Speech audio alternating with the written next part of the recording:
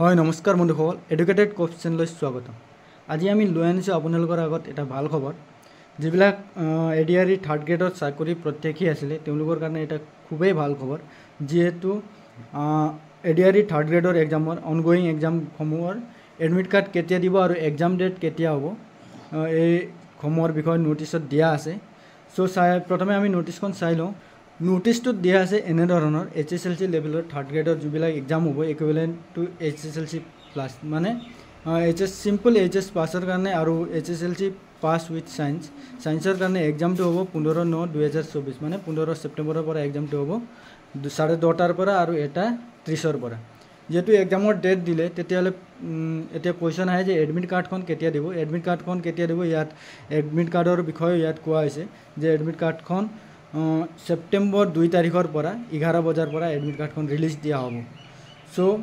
যিবিলাক বন্ধুসকলে ADRE third গ্ৰেডৰ কাৰণে যিহেতু প্ৰিপেয়াৰেশ্যন কৰি আছিলে, তেওঁলোকৰ অগ্নি পৰীক্ষাৰ সময়ত যিহেতু নিকট আহিলে, তেওঁলোকৰ সকলোৱে মোৰ শুভেচ্ছা থাকিল।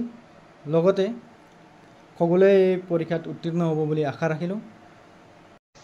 ইয়াতে আৰু এটা কথা কওঁ যে যিবিলাকে থাৰ্ড গ্ৰেডৰ কাৰণে এপ্লাই কৰিছিলে তেওঁলোকৰতো এডমিট কাৰ্ড অলৰেডি আহিলে, আৰু যিবিলাক বন্ধুসকলে ফ'ৰ্থ গ্ৰেডৰ কাৰণে এপ্লাই কৰিছে তেওঁলোকৰ এডমিট কাৰ্ড কেতিয়া আহিব বুলি ক'লে, তেওঁলোকৰ এডমিট কাৰ্ডটো অতি সোনকালে অহা সম্ভাৱনা আছে। এতিয়া তেওঁলোকৰ এডমিট কাৰ্ডৰ কোনো নটিছ দিয়া নাই, যদিও তেওঁলোকৰ এডমিট কাৰ্ড এই থাৰ্ড গ্ৰেডৰ দিলে যেতিয়া ফ'ৰ্থ গ্ৰেডৰো সোনকালে আহিব।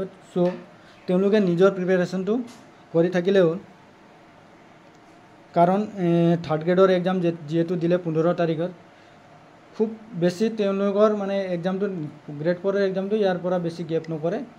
থাৰ্ড গ্ৰেডৰ এক্সাম শেষ হোৱাৰ লগে লগে গ্ৰেড 4ৰ এক্সামো পাতি দিব। বন্ধুসকলে এটা অনুৰোধ থাকিলে যে যিবিলাকে ফ'ৰ্থ গ্ৰেডৰ কাৰণে এপ্লাই কৰিছে তেওঁলোকে নাভাবিব যে আমাৰ এডমিট কাৰ্ডখন এতিয়া দিয়া নাই, কেতিয়া আহিব। তেওঁলোকৰ এডমিট কাৰ্ডখনো আহিব অতি সোনকালে। তেওঁলোকে নিজৰ প্ৰিপেৰেশ্যনটো কৰি থাকক, আৰু চবকে মোৰ ফালৰ পৰা অনাগত আহিবলগীয়া গ্ৰেড 3ৰ এক্সামৰ কাৰণে শুভেচ্ছা থাকিল। আজিলৈ ইমানে। ভিডিঅ'টো ভাল লাগিলে লাইক, কমেণ্ট আৰু শ্বেয়াৰ কৰি দিব। বাই, হেভ এ নাইচ ডে।